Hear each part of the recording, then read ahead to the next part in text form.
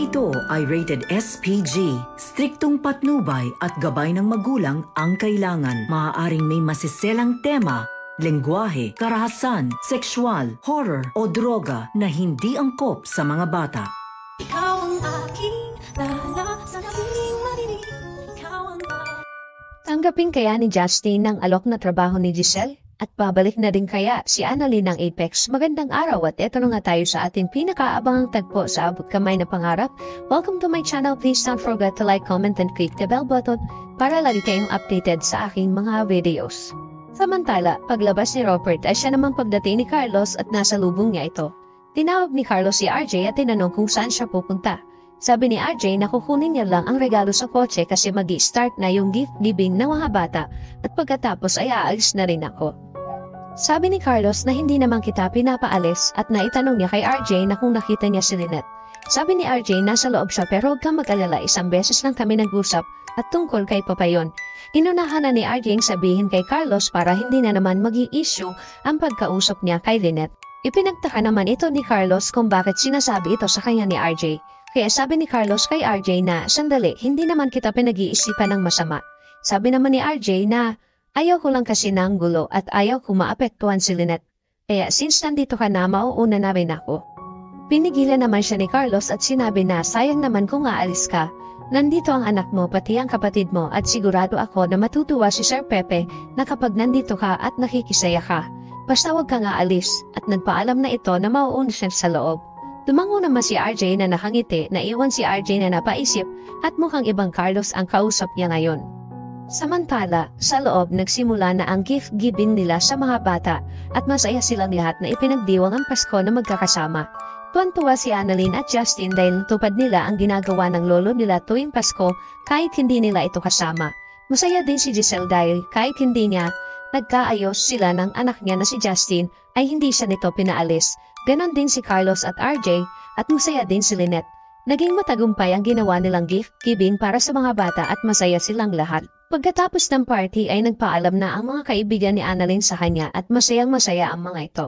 At pasalamat naman si Annalyn sa tulong ng mga kaibigan niya. Sabi ni Nurse Karen na wala yun Annalyn, basta ikaw wala kaming hindi gagawin para sa'yo.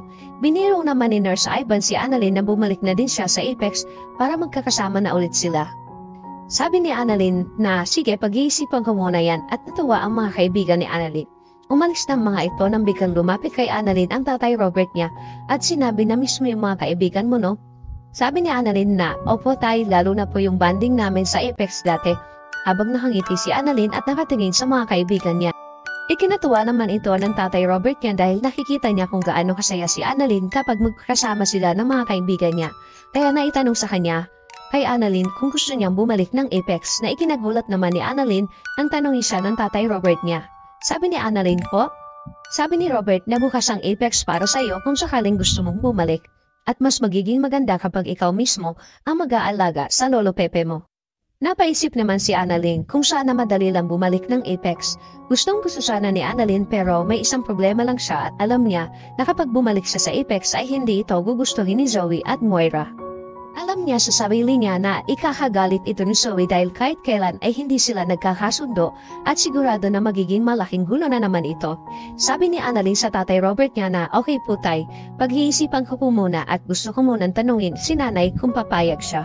Sabi ni Robert na okay anak basta kapag napag-isipan mo na sabihin mo agad sa akin. Ngumiti lang si Annalyn at napayakap ito sa tatay Robert niya dahil masayang-masaya siya na magkakasama sila ngayong Pasko.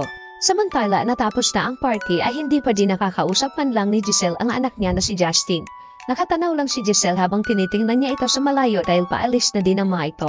Gusto niya itong lapitan pero hindi pwede dahil sa sinabi sa kanya ni Justin na huwag niya itong lalapitan. Napaiyak na lang si Giselle sa isang sulok at umaasa na mapapatawad pa siya ng anak niya. Kinabukasan sa East Ridge Hospital ay hinahanap ni Doc Enrique si Carlos dahil may magandang balita siya. Nakita niya ito sa hallway at nilapitan niya si Carlos at masayang sinabi ni Doc Enriquez na dumating na ang memo ng mga napili para mag-seminar na ipapadala sa Japan. At ang mga neurosurgeon na na-recommend nila ay si Doc Lindol Javier at si Dr. Santos. Nakangiting sinasabi ito ni Doc Enriquez kay Carlos habang si Carlos naman ay hindi naging maganda ang mood ng sinabi ni Doc Enriquez dahil nalaman niya na isa si Annalyn sa mga napili. Sabi ni Doc Carlos na okay ako kay Doc Javier pero kay Doc Santos kailangan ko muna siyang kausapin kaya hindi ko muna pipirmahan yan. At agad naman nagpaalam si Carlos na ipinagtaka naman ito ni Doc Enriquez ang sinabi ni Carlos.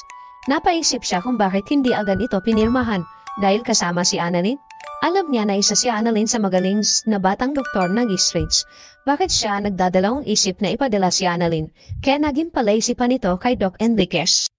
Samantala, bago bumalik ng Amerika ang mag-amang Eric at Justin ay pinuntahan muna nila si Don Pepe sa Apex para magpaalam dito na babalik na sila ng Amerika.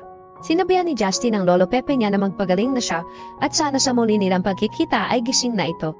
At pagkatapos nilang bisitahin si Don Pepe ay agad silang umalis. Habang nag-aantay sila ng elevator ay bigla naman dumating si Giselle at nakasabay nila ito. Pinati ni Giselle si Justin at nagtanong siya kung aalis na ba kayo? Tuloy na ba ang balik ninyo sa Amerika? Ayaw niyo muna bang dumito muna? Sabi ni Eric na wala kaming gagawin dito Giselle dahil nasa Amerika ang trabaho namin. Alam mo naman na umuwi lang kami dito dahil sa papa mo dahil gusto ni Justin na makita ito. Nagmakaawa si Giselle kay Justin na wag na muna silang umalis. Pero matigas talaga ang puso ni Justin para kay Giselle. Sabi nito na kailangan nilang bumalik dahil may job interview pa siya sa US at kailangan niya itong puntahan. Ikinagulat naman ito ni Giselle at nagkaroon siya ng pagkakataon na alukin si Justin ng trabaho sa Apex. Sabi ni Giselle, bakit hindi ka magtrabaho sa Apex para hindi ka naaalis?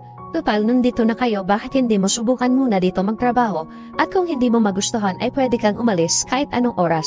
At matutuwa ang lolo mo kapag nagising siya at nalaman niya na nandito ka nagtatrabaho. Hindi makaimik si Justin at napatingin ito kay Eric habang si Giselle naman ay nag-aantay ng sagot ni Justin at nagmamakaawa ito na please say yes.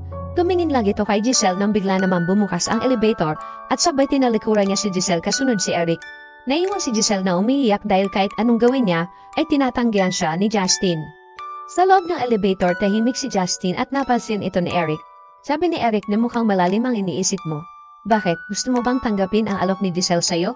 Gusto mo bang magtrabaho sa Apex? Sabi ni Justin kay Eric na total nandito naman tayo. Gusto ko lang subukan magtrabaho sa Apex. Hindi na muna ako babalik ng Amerika at gusto kong makilala ang pamilya Tanyag. Ikinagulat ito ni Eric at nasabi niya na sigurado ka. Gusto kong bigyan siya ng chance at kung hindi kami magkakasundo ay babalik ako ng Amerika. Walang nagawa si Eric sa naging desisyon ni Justin kaya agad niyang binalikan si Giselle at umiiyak ito nang makita niya. Sabi ni Justin na tinatanggap ko ang alok na trabaho sa Apex. Ikinatuwa ito ni Giselle ang sinabi ni Justin. Si Justin na ba magiging CEO ng Apex? Bakit ayaw ni Carlos mapasama si Annalyn mag-seminar sa Japan? Muli na bang babalik si Annalyn sa Apex? Yan ang ating pakaabangan dito lang sa Abot Kamay na Pangarap. Huwag bibitaw at huwag kalimutan mag-subscribe. Maraming salamat po and God bless.